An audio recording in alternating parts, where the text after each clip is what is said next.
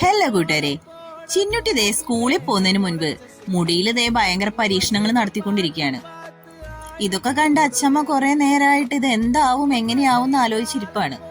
മുടി കെട്ടിക്കഴിഞ്ഞിട്ട് ഇന്ന് സ്കൂളിൽ പോകുവോ എന്നാലോചിച്ചാന്ന് തോന്നുന്നു. അച്ഛമ്മ ഭയങ്കര ചിന്താകുലിയായിട്ടുള്ള ഇരിപ്പാണ് കേട്ടോ കാണുന്നത്. അങ്ങനെ ചിന്നുട്ടി ദേ മുടിയൊക്കെ കെട്ടി നല്ല അടിപൊളിയായിട്ട് ഹെയർ സ്റ്റൈലൊക്കെ ചെയ്തിട്ടുണ്ട് കേട്ടോ. അടിപൊളിയായിട്ട് സുന്ദരി കുട്ടിയായിട്ടൊക്കെ സ്കൂളിൽ പോകാനുള്ള തയ്യാറെടുപ്പാണ് ഈ കണ്ടുകൊണ്ടിരിക്കുന്നതേ. ബസ് കാശ് കൊടുത്തത് പോക്കറ്റ് മണിയാണ് അമ്മയെന്നും പറഞ്ഞ് എടുത്ത് കാണിക്കുന്നുണ്ട് കേട്ടോ ചിന്നു. ബസ് കാത്തു നിന്ന് ആളെ ഒരു വഴിക്കായിട്ടോ.